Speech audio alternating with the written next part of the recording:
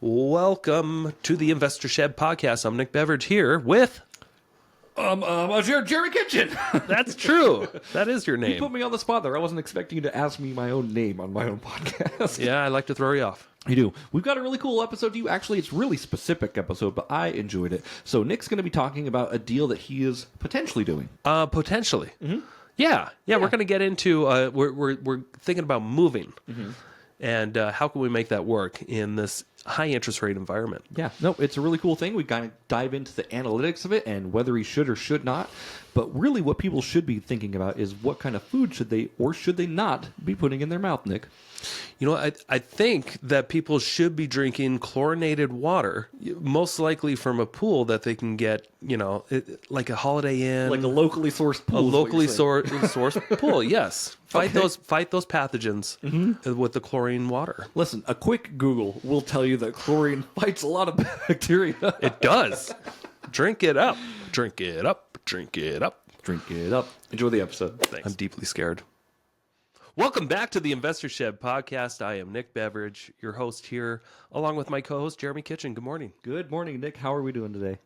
I'm doing all right. It is Veterans Day, and I always feel a little left out. Oh, you do? Yeah, I'm really. I always say thank you to all the veterans, and then I say, Nick, why can't we thank you? I know. Why can't everyone just thank me for a change? Right. There's no Nick Beveridge Day yet, but we're working on a national NBD. Thank you. You're welcome. Thank you. Let's get that passed, shall we? Yeah, absolutely. Hey, so got a good topic for today. What you got? So my wife and I, we've been playing with the idea for the last few weeks about buying a brand new house. Okay. And before I get into the weeds, I got to say, we love our house. Yeah. We love the size of it. We love the location. We live in Coeur d'Alene Place. We've got trees here. Yeah. Been here for a little over 7 years. But, there's always that little itch when you are an entitled brat to want to have more. Mm-hmm. And, we were just kind of playing with some numbers about a month ago or so, and we're like, I think we can make this work. Okay. And I thought maybe we should share in a high interest rate environment, how you can potentially still upgrade and maybe make it work for you. Okay. Because we bought in this community a new construction house, about 2,000 square feet, for $262,000 back in 2016. I wanted to spit my drink out right there when you said that. Got a nice place in a nice neighborhood, but our neighbors are both their homes are worth in the 800s, I believe. I think our house is worth closer to 650 or something like that. Sure. But we like it. We'd want to keep it. If we ever move someday, we kind of agreed that we'd like to stay in this neighborhood. Yeah. We would just like one of the bigger floor plans because our kids are getting older. Sure. They have friends over, and it would be nice if we had just a little bit more room. Yeah. Be nice if we had an actual laundry room that had, the place where you can fold laundry and stuff and have a sink. Be nice to have a third car garage. But I mean, these houses are so freaking expensive. They are, especially in this neighborhood.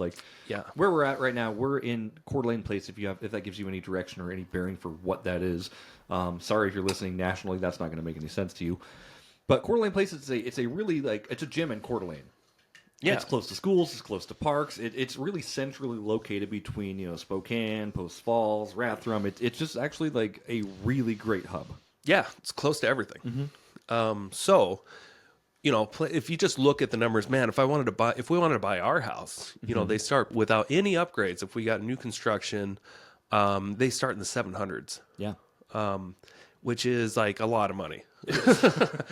That's before upgrades. And there's a lot of common sense upgrades that we would want.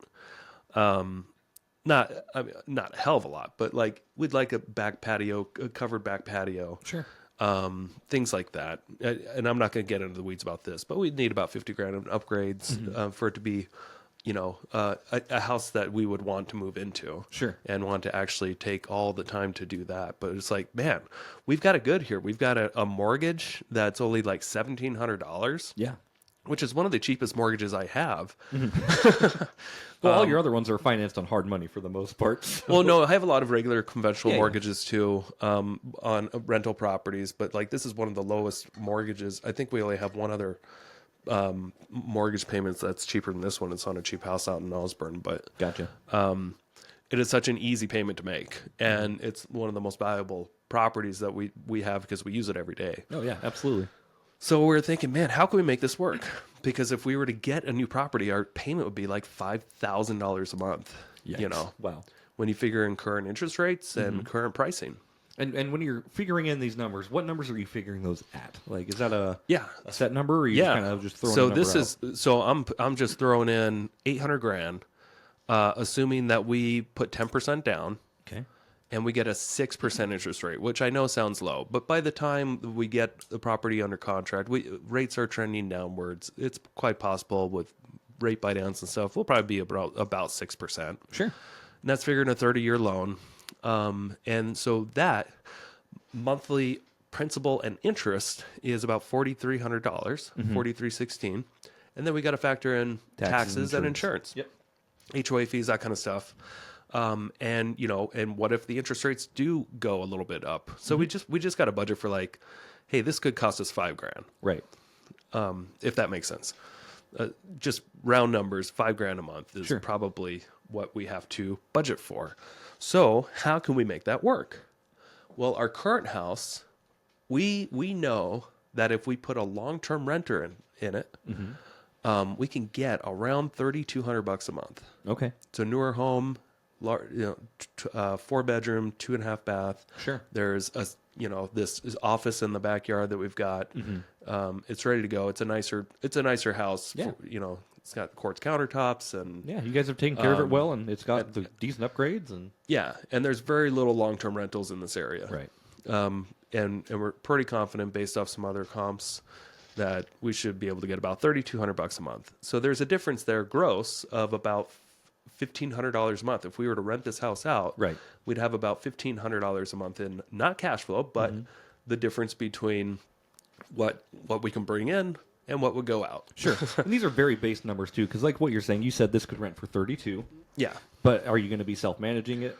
Probably not. Probably not. Okay, Yeah. so you plan for 6 But I to could. 8%, 6 to 8% right there. Yeah. You got your vacancies, you got your capex, Yep. you've got expenditures, you've got utilities if those aren't included. Like that's a baseline number here. So Right. and you're talking about 32 to 43 difference, or 32 to 5,000 difference, because that's about an $1,800 difference, not a $1,500 difference, just right out the gate. Yeah, 30. Well, I think that's 500. Maybe I did my math incorrect. That's okay. Or sorry, $1,500 difference. Well, but, if it's 5,000 and 3,200, right? oh no, that yes. Yeah. So that's an $1,800 difference right there. Is that what we're talking about, or are we talking about a different number? No. So we want to look at how much cash flow can we bring in Gotcha. on this rental that will help eat away at that $5,000 mortgage. Gotcha. And take somewhere between around $1,000, Sure. maybe $1,200. Okay, you're talking about the cash flow on top of your mortgage. Yep.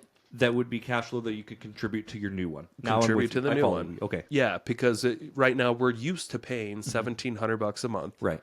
Before utilities and that kind of stuff, but we're just used to stroking that payment every month. So if we were to get a new house,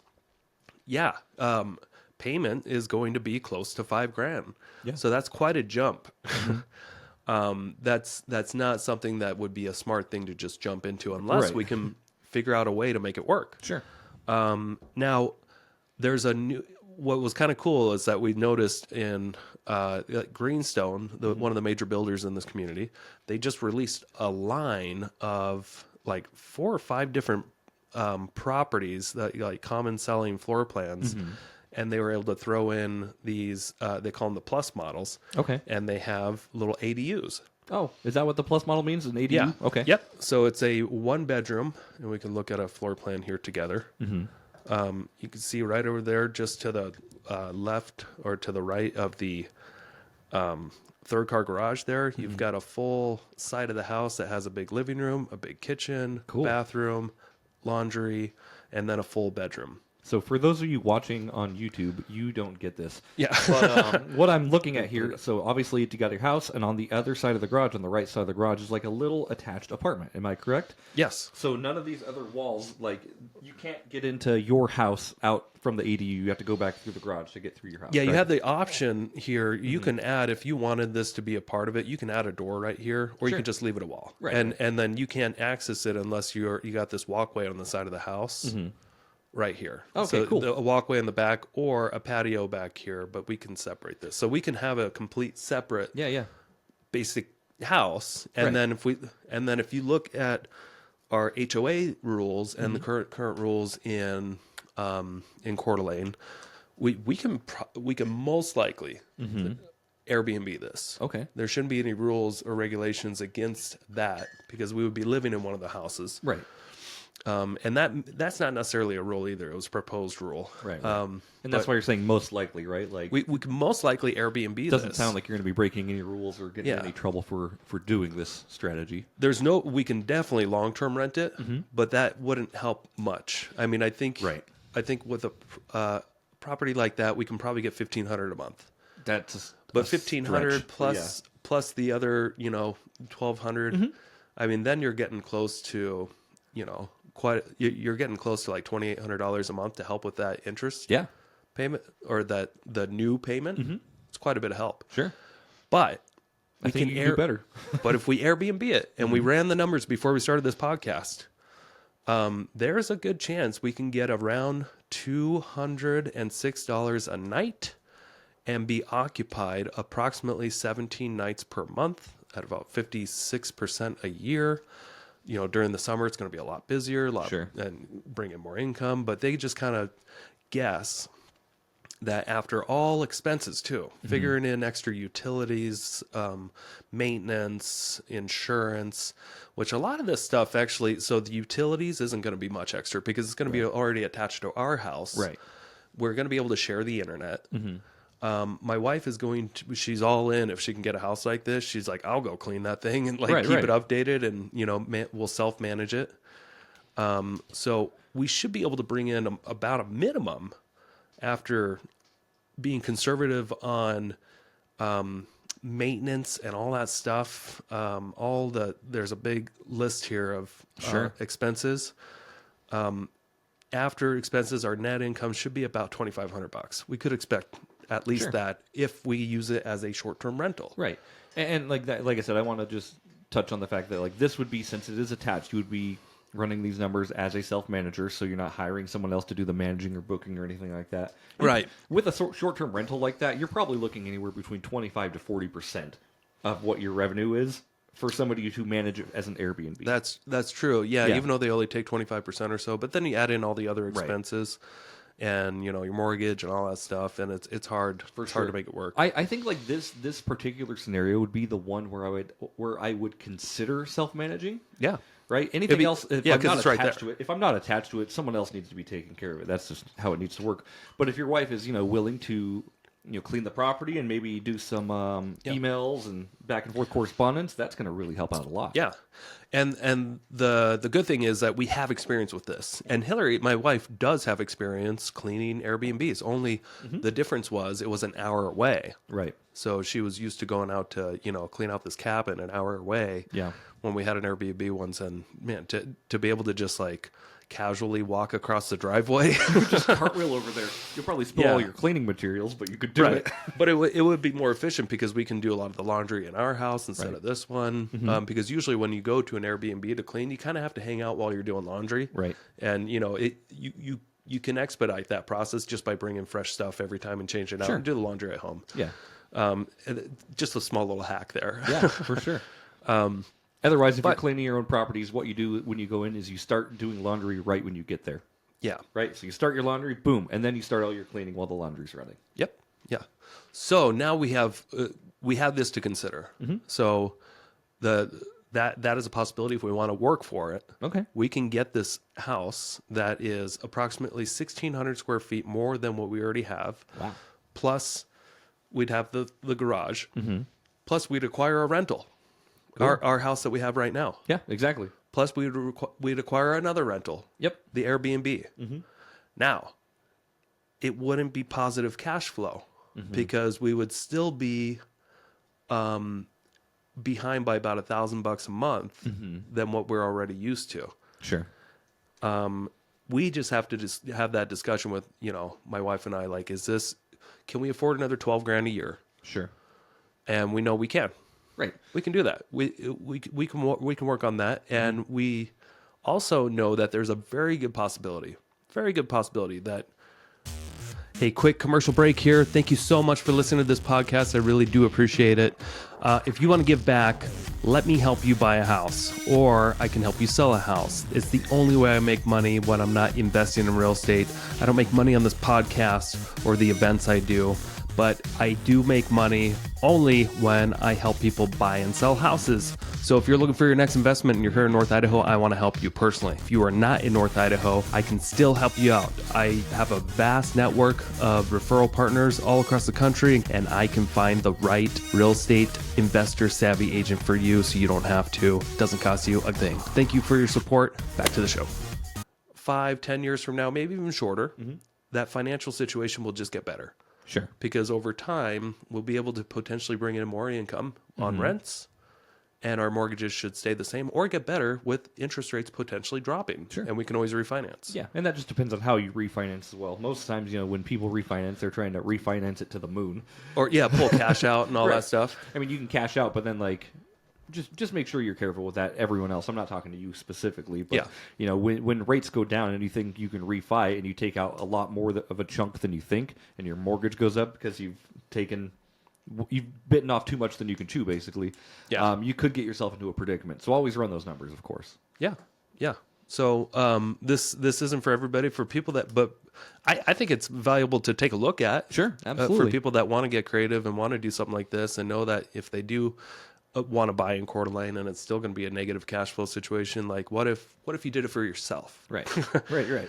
And what if you took the house you already have and turned that into a big cash flowing machine, and then you're eating it a little bit on the property that you're buying, but maybe you can do something like this where you can have an ADU attached to the new property and Airbnb it or long-term rent it. Sure. And you're still trying to build up. The game is still Monopoly. Sure. You're still building up your assets Right. at a potential discount. Now, are we buying at a discount? I don't know. But it might feel like it 10, 20 years down the road. Yeah. It's hard to realize, you bought what year did you buy this house that we're in right now?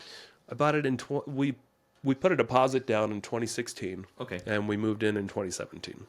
Okay, so you've had it for about 7-8 years now? Yep. And when we purchased that property, I think we were more scared back then. Yeah.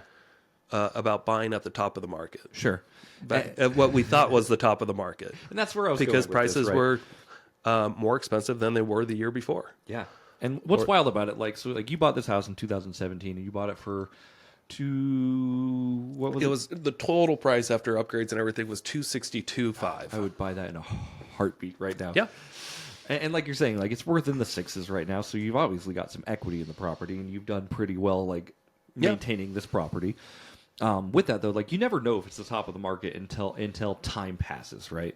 And that's what happened with our house too, right? Yeah. We were scared shitless to buy a house for $307,000. We were scared. I was like, can we do this? Is this a smart thing? Are we going to be screwing ourselves here? And then a year later, it was worth $540, and I'm like, okay. Yeah. It's went down a little bit since then, but we've still got some equity, and just having that house has allowed us to expel or go forward in our future much faster than without a house. Yeah. It's hard to know exactly, like I said, what will happen with the market, but I think you're buying it. It feels at a fair price if you were to buy it at this price. Yeah, I think so too. Yeah. And then you for those that know me, you might be thinking out there, wait, I thought, isn't Nick doesn't he have massive losses on his taxes? How is he getting a mortgage? Because I'm working with Brett Shoemaker, baby. Anyway, no, there are other loan programs out there for investors, for people, self-employed people, that, don't maybe show a profit on their taxes, but they can show enough deposits in their business checking accounts, where you can use that as income in lieu of your taxes. Yeah. So as long as you keep good credit and you have plenty of deposits as a self-employed person, a lot of those can be used as income. Yep. You know, they just take a certain percentage Sure. of your deposits, and they call that your income. Okay. Does this plan have a downstairs primary? No, so it's an upstairs master, not a primary. No, just kidding. No, they do call it a primary these days now. Not Nick. He doesn't care. Yeah, so they're now here's the crappy thing. We did want a basement, but when you're getting one of these ADUs, they don't that you can't get a basement with an ADU. Sure. They just can't make it work, which is kind of a bummer. But we'd rather have an ADU than a basement. Sure. Yeah. Why would you want a basement? Oh, just because the cost per square foot is so much cheaper. Sure.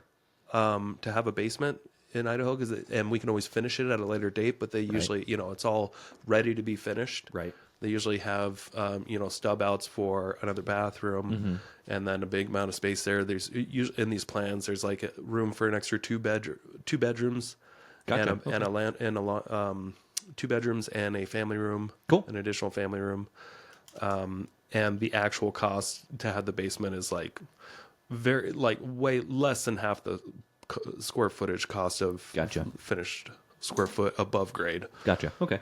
It's just a cheap way to put square footage in a home. Yeah, makes sense. And it's very usable. Yeah. We like our stuff. You like your stuff, and that's okay, right? I mean, I'm just looking at this floor plan. It's 3659 square feet. Like it's got some space for sure. Yep. And then here's the upstairs. All the bedrooms and loft and everything is up here. Cool. So yeah, I mean, it's just it's very much like our plan already, but it has on the main floor, there's a den down here. Sure. Which we don't have. And then this is a little extra room here, but, yeah. And a big pantry. Yeah. But what I like about it is that we can make the numbers work for us. Right. If we really want to go down this road, which I think we do. Sure. Very cool. So obviously when you're running a property like this and you're analyzing it, what other, I guess, what ifs should you be considering? Yeah. So what if they don't allow an ADU? Yeah. That's something that we have to really heavily consider. Then it's probably going to spit off, $1,000 less a month. Yeah. In cash flow. And then instead of eating, $1,000 a month, you're eating $2,000 a month. Eating right? $2,000 a month. Right. Can we afford that? Right. Your 12 grand goes to 24 grand a year, which I mean, like, someone with you with investments and the will to work and like a desire to succeed, you're gonna be fine. Yeah, but not everybody. Fine, so fine people is like have a fine to line, right? Yeah, I'll make it work because I know how to make money. Right. Is it going to be fun? No, but I can make an extra $1,000 a month if needed. It's just something that I can do. Yeah. But not everybody. A lot of people are in fixed incomes. Yep. So you really do have to play out the worst case scenario. If you were doing this yourself, don't go off the Airbnb income. Yeah. Go off, conservative long-term rental income. Yeah. Because that's very unlikely going to get disrupted. Right. Absolutely. Hope for the best, pray for the worst on that stuff. I would love to have this, but make sure you're managing it and analyzing it on a worst case scenario basis. Worst case scenario, if this is vacant for 6 months a year and I have to have it as a long-term rental, what does that look like? Yeah. And can I make it look good on a worst case scenario? And it's tough. Worst case scenarios in this market, most people are going to be like, okay, I guess I can't make it work then in this worst case scenario. Right. So you got to just decide for yourself. Are you going to take the risk and make more money or no? Yeah. And everybody's situation is a little bit different. Right. But I hope this kind of gives people ideas in their head. Sure. If you do want to move and you just can't figure out how, all you got to do is figure out what you want, right? Know what you want, and then keep asking the question, how can I make this work? Yeah, absolutely. How can I make this work with cash flow? How can I make this work with a rental or an Airbnb? Or how can I make this work with my current financial situation? How can I get a loan on this? How can I get the down payment? Right. What's the realistic timeline? And then just start planning it out. And then you got to start somewhere. So yeah, start working on if you don't the stuff. Yeah, if you don't know what your current house would rent for, you call a property manager. Don't just look on Zillow. You can look on Zillow just to get an idea. Sure. But call a property manager. It doesn't cost anything to have a conversation. Yep. Ask, hey, what should my house rent for? Sure. And then call a lender and say, hey, how much can I get approved for if I keep my house and it rents for this? I mean, I had to have those same discussions with Brett. That way he can tell me about what I can get. Sure. Based off if I did what, Yeah. So you just got to keep asking yourself those questions and then ask the right people the same questions. Right. And then obviously if you start running into down payment situations, you can be like, okay, how am I going to come up with this down payment? Do you have other properties that you can refinance to kind of come up with that down payment? Do you have a savings account specifically formulated for this? Yeah. Again, can I flip a house? Yeah, can I flip a house? There's a lot of ways you can make money very quickly. But just start analyzing those and start kind of collecting the pieces together. Like I said, so like Nick said, make sure your credit's good. That's something that you can work on right now. You can start fixing your credit right at this second. Yeah, if it already sucks. Yeah, if it already sucks. It could be fixed. It can be fixed, yes. Everything, like so 9 years ago, I had a 510 credit score. My parents had to co-sign on a car for me. Uh-huh. That's how bad my credit was. It's almost 800 right now. Nice. But it got fixed. But it got fixed. Through hard work. Through hard work and intentional payments. Mm-hmm. Like being intentional about fixing your credit. That was something that we did. But with this, so with this kind of method, right? Again, Nick said it's not for everybody, but Joe Turner does this kind of the same way, and we call it the Joe Turner method. Yeah, this is how she made her millions. Yeah. So she just did this every 6 to 12 months. Yep. So she just bought a house. It was usually a new construction house. Yeah. Or a fixer-upper. Or a fixer-upper, right? She bought a house, made it livable, lived in it for a year, 6 months to a year to season the loan to make sure that she's conforming to all standards for FHA or whatever, or VA. She got a lot of VA loans. A lot of VA loans, right? Yep. And you have to be in it 6 months typically, or intend to live in it. You have to intend to live there for 12 months. Right. And Joe's a military brat, so she moves all the time, and like they usually understand if you're upfront and like, this house isn't working for me anymore, I need to move, right? Yeah. As long as you're open and honest with that kind of stuff, I think it goes far. But yeah, so she does that every 6 to 12 months, and then she just buys a new property, and then she keeps her old ones as rentals, and then those rentals pay for any kind of upgrades she needs in her lifestyle. Yeah, and the rentals typically go up in rent over time, and the payments typically stay the same. Yep. Unless taxes go up, insurance goes up, that kind of stuff. Right. You got to figure that at least. You got to plan but for typically rents go up higher than your taxes. Yeah. Yeah, it's a proven strategy, and it's if you want in the game, start playing. Yeah. It's like the most uncomplicated, unsexy real estate investing. It is. But it is so uncomplicated. Yeah. Not that sexy, but it can be a great way to acquire properties. Yeah, absolutely. Just move. Right. A lot of people can figure out how to move. A lot of people have figured out how to get a mortgage for themselves. Not a lot of people have figured out how to buy rentals, Sure. But all you have to do is move out and keep your house instead of sell it. I think, honestly, the first two are the most difficult that people will come to. And the reason is, the first one is, getting approved for your first house once you're in, being able to float a second mortgage without having the income show. But now, if you have two, you can show your income from your first rental, right? Yep. And you can show 75% of the income Yep.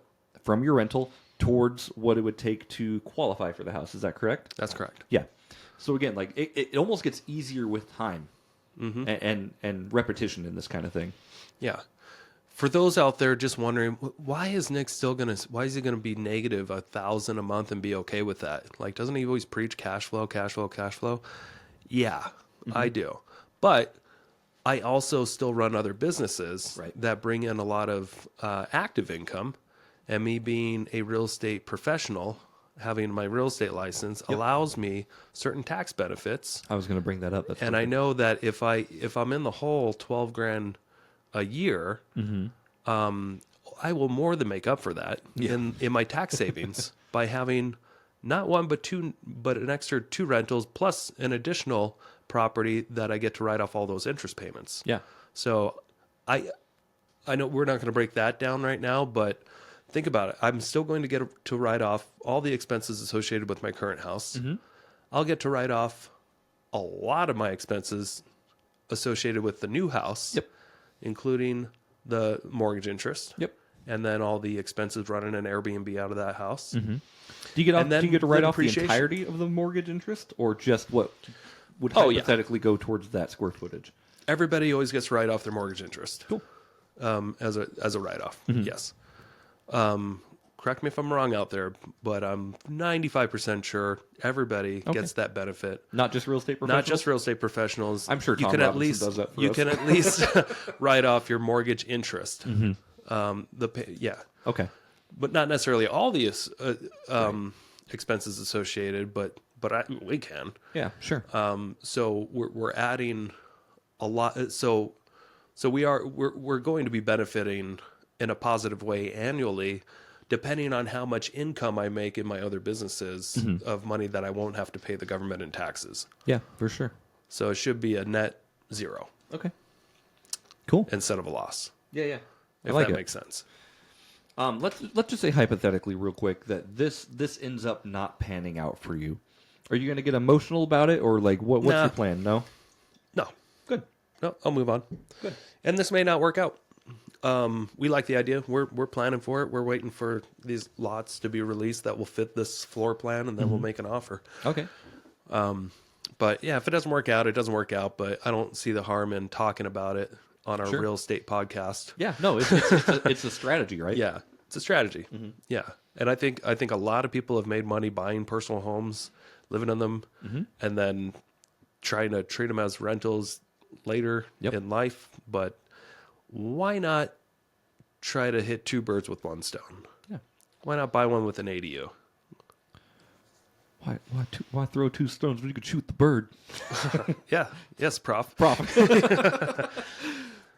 I think I'm okay with a short podcast today. What do you think? Yeah, no, I think it's great. And this one was really specifically designed to just talk about this one specific scenario. Yeah. I'd love to actually hear people's comments on this. Like, what would you do in this situation? Would you be willing to float the losses like Nick is, or would you pass on this deal? Yeah. What do you think? Thanks, guys. Yeah. Thanks for listening. Hope everybody is having a nice fall. It's going to be winter. It's going to be, yeah, it's going to be close to. I hope everyone's going to be enjoying their Merry Christmas soon with their family and their in-laws, and even that cousin you can't stand that you're sure has been eating their boogers. Yep. A lot of cousins eat their boogers. Speaking of eating boogers, though, make sure to leave us a 5-star review on Apple Podcasts and Spotify. Nothing to do with boogers, of course, but I have to plug it. It's mandatory that I plug this stuff. So again, thank you so much. Yes. We love you all, and we will see you next week on the Investor Shed podcast. Later. Thank you so much for checking out the Investor Shed podcast. If you enjoyed your time, make sure to leave a 5-star rating and review on Apple Podcasts and Spotify. Follow along on YouTube, TikTok, and Instagram at The Investor Shed for shorts and promos about each episode. Do you want to be a guest or know someone who has great real estate investing advice and stories? Reach out to us at theinvestorshed@gmail.com.